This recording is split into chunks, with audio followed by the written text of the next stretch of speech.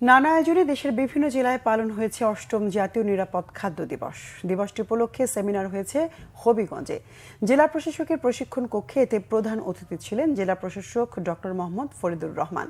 সেমিনারে মূল প্রবন্ধ উপস্থাপন করেন হবিগঞ্জ নিরাপদ খাদ্য অফিসার মোহাম্মদ সাকিব হোসাইন।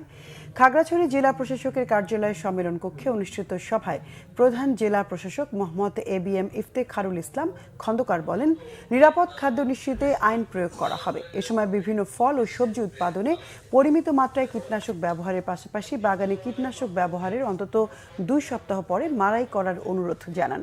সাতক্ষীরার তালায় শোভাযাত্রা ও আলোচনা সভা হয়েছে। বেসরকারি সংগঠন উন্নয়ন প্রচেষ্টার উপজেলার শহীদ মিনার চত্বর থেকে একটি বর্ণাঢ্য শোভাযাত্রা বের হয়।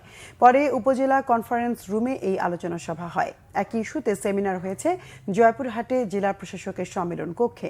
রাঙামাটিতে জাতীয় নিরাপদ খাদ্য দিবসের সেমিনারে প্রধান অতিথি ছিলেন জেলা প্রশাসক মোহাম্মদ হাবিবুল্লাহ।